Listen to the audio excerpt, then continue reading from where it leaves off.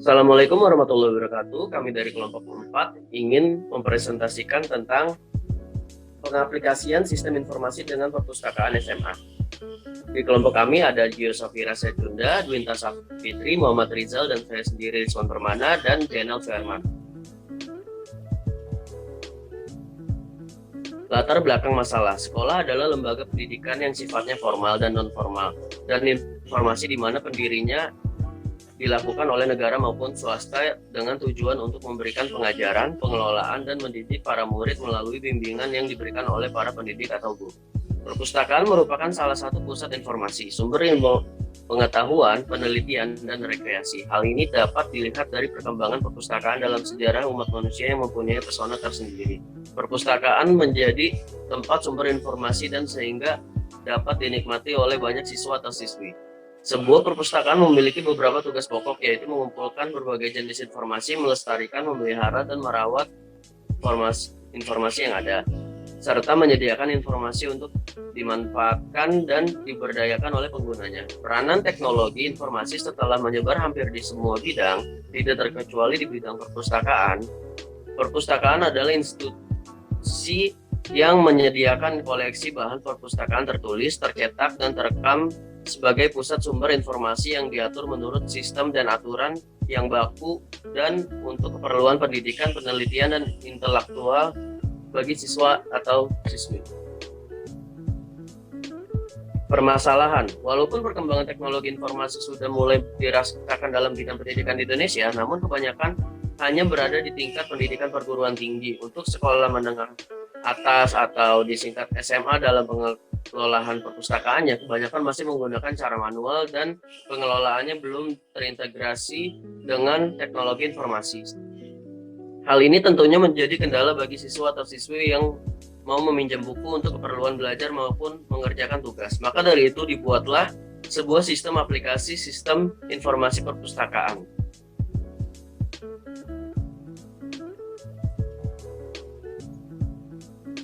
Deskripsi produk atau servis, data pustakawan, data anggota siswa, data buku tersedia, info buku terbaru, laporan feedback yang diberikan siswa terhadap sistem yang dibuat. Keuntungan yang diharapkan dari sisi pustakawan membantu dalam pengarsipan buku sesuai kategori, membantu dalam pendataan penambahan buku baru, membantu pendataan jumlah buku yang belum dipinjam, memudahkan pendataan jumlah buku yang dipinjam, memudahkan pendataan siswa atau siswi yang terdaftar sebagai anggota perpustakaan. Dari sisi anggotanya, siswa atau siswi dapat mengetahui ketersediaan buku yang akan dipinjam.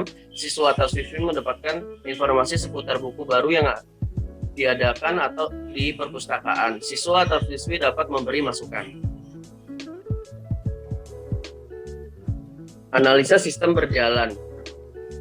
Pada analisis sistem berjalan, kami akan menjelaskan prosedur bagaimana sistem yang kami buat dapat berjalan. Tujuan dari dituliskannya bagian ini adalah agar pembaca mengerti tentang gambaran berjalannya sistem yang kami buat. Terdapat 4 prosedur pada sistem kami, yaitu sebelum melakukan peminjaman buku, siswa yang diarahkan langsung pada menu login.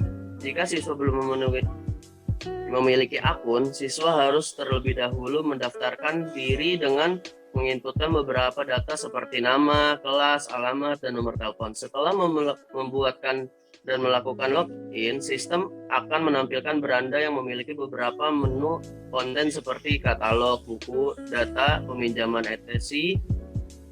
Untuk melakukan peminjaman, siswa dapat terlebih dahulu mengecek katalog yang disediakan sistem, kemudian memiliki buku yang ingin dipinjam dan memasukkannya ke keranjang booking.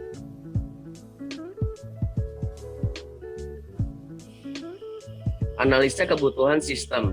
Pada tahap ini akan dijelaskan tentang kebutuhan sistem seperti perangkat keras dan perangkat lunak komputer yang kami gunakan, serta segala macam informasi memasukkan atau keluaran yang berhubungan dengan sistem ini.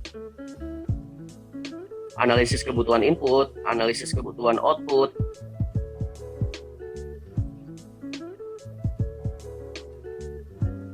analisis kebutuhan hardware, Analisis kebutuhan hardware berikut spesifikasi hardware yang kami gunakan dalam perbuatan sistem ini: laptop dengan prosesor, RAM, hard disk, mouse, koneksi internet.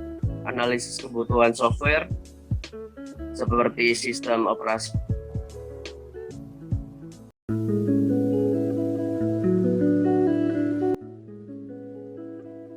Saya Dwinta Syafitri akan menjelaskan bagian desain sistem, yaitu ERD. Pertama, di ERD ini ada entity siswa, di mana memiliki 4 atribut, yaitu ada atribut alamat, nomor telepon, nama, dan kelas. Lalu atribut entity siswa ini memiliki hubungan dengan entity anggota, di mana hubungannya adalah siswa mendaftar menjadi anggota. Di entity anggota ini terdapat 3 atribut, yaitu ID anggota yang merupakan primary key, lalu ada atribut nama, dan atribut nomor telepon. Lalu entity anggota juga memiliki hubungan dengan entity pinjam, di mana entity pinjam ini memiliki 4 atribut, yaitu ada nomor pinjam, ID anggota, ID buku, dan jumlah. Lalu beralih ke entity buku.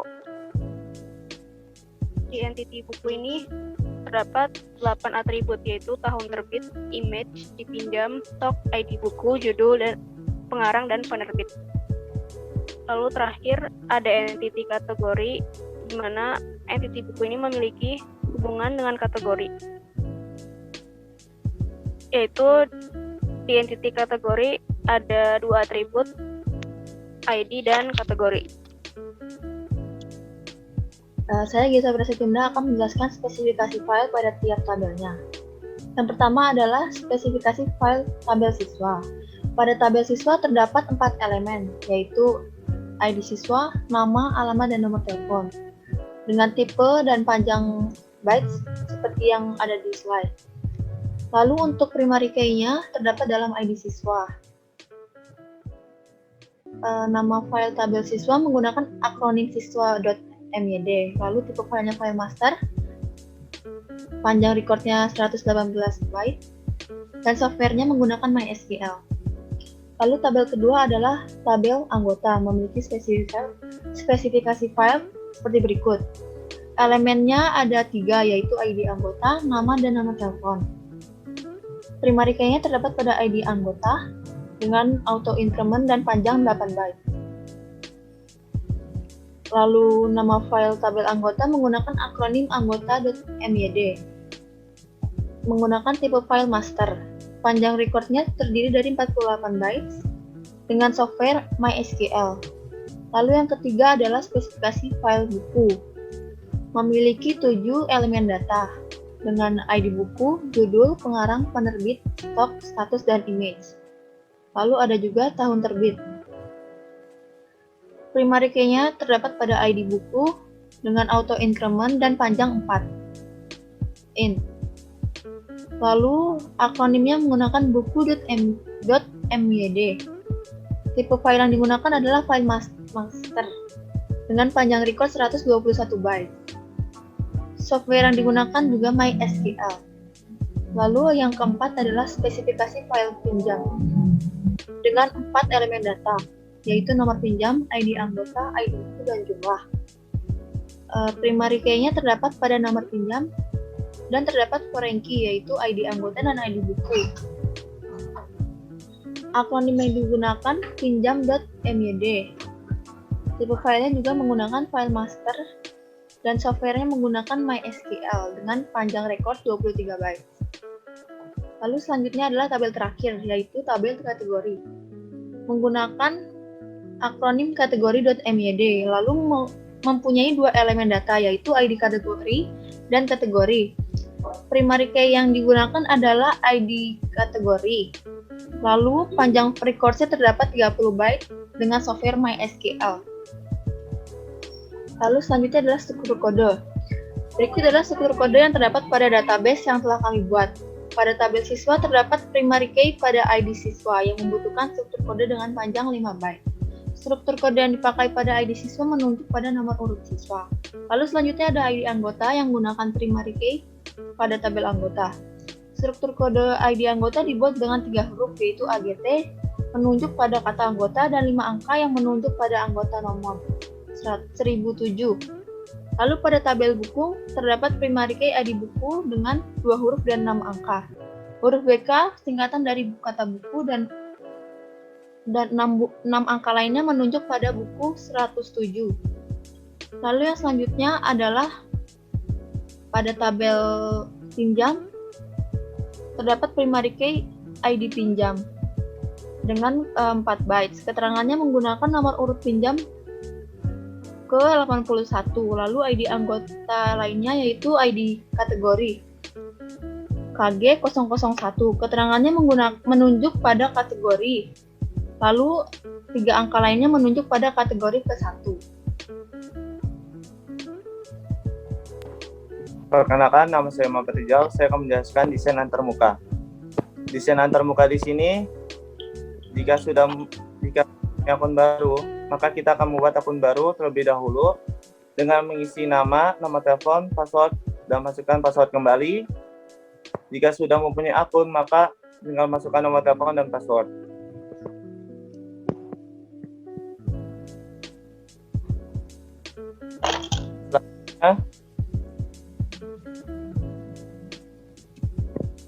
Jika sudah login, maka di situ ada masukkan pilihan buku yang kita akan booking. Jika sudah, ini kita akan cari inti materi dengan contoh dengan klik booking, maka masuk ke halaman detail buku. Di halaman detail buku ini ada booking atau mau kembali. Jika ingin mau booking, maka klik booking pada buku tersebut. Kemudian yang ketiga, itu adalah di bagian menu booking buku, maka kita klik booking now. Selanjutnya, berikut adalah detail booking yang kita buat, yang sudah kita booking ya. Yang selanjutnya itu adalah profil dari si user tersebut. Selanjutnya adalah struktur navigasi. Ini adalah contoh dari struktur navigasi. Selanjutnya, pembuat kode program pada bagian admin. Yang kedua, kode program pada bagian autentifikasi. Yang ketiga, kode program pada bagian booking. Dan yang keempat, kode program pada bagian buku. Yang kelima, kode program pada bagian home. Lalu akan dilanjutkan oleh Dwinta Savitri. Selanjutnya ada kode program pada bagian laporan. Lalu ada kode program pada bagian member.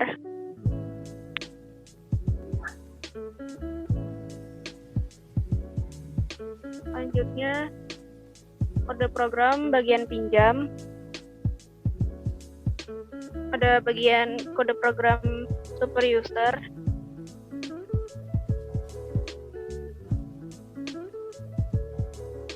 Selanjutnya ada kode program pada bagian test unit.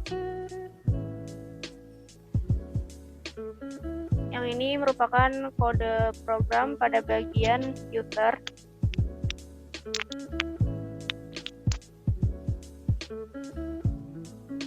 Yang terakhir ada kode program pada bagian web.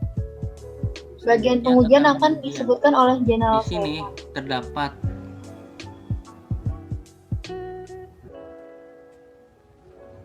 Saya akan lanjutkan. Di sini terdapat sebuah tabel pengujian. Dalam tabel ini terdapat skenario pengujian, tes case, hasil yang diharapkan, hasil pengujian, dan kesimpulan. Dan password tidak diisi, kemudian klik tombol masuk. Hasil yang diharapkan, sistem akan menolak, lalu muncul ujian sesuai harapan, kesimpulan valid. Bisa dilihat sendiri sisanya.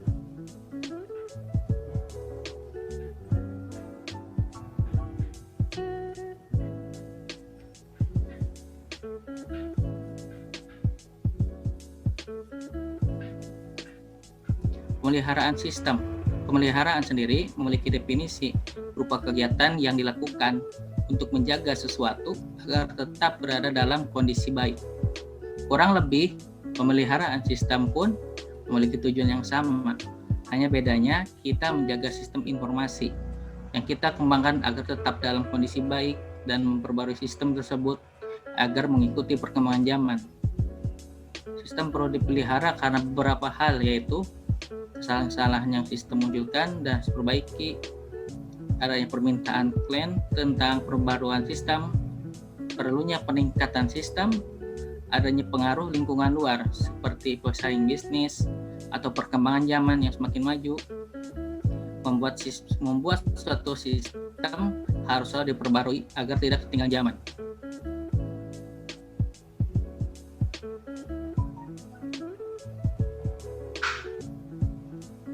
Pemeliharaan sistem. Pemeliharaan sistem dibagi menjadi beberapa jenis, yaitu pemeliharaan korektif, pemeliharaan adaptif, pemeliharaan penyempurnaan, pemeliharaan preventif.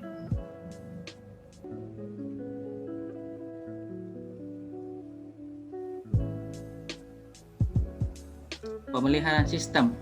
Contoh pemeliharaan sistem: 1. Spesifikasi hardware. A. Server.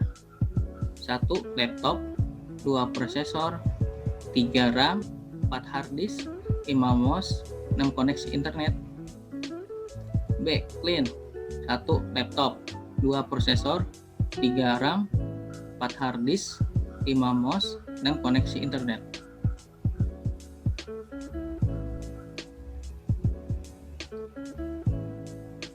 Pemeliharaan sistem masih. 2. Spesifikasi software. A. Server. 1. Sistem operasi Windows. 2. Aplikasi web server XMPP yang terdiri dari beberapa komponen, yaitu Apache Server, PHP Server, dan PHP Admin. Simpul. 3. Aplikasi web browser seperti Google Chrome dan Microsoft Edge. B. Client. 1. Sistem operasi Windows. 2. Aplikasi web server seperti Google Chrome dan Microsoft Edge.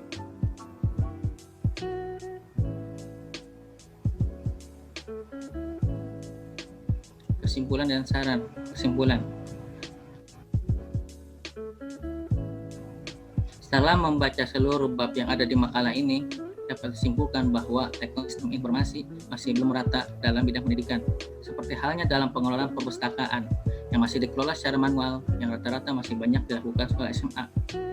Saran: untuk orang yang akan menjadi pustakawan, disarankan memiliki pengetahuan dasar-dasar dalam pengoperasian web, karena ini diperlukan untuk melancarkan program yang akan diterapkan.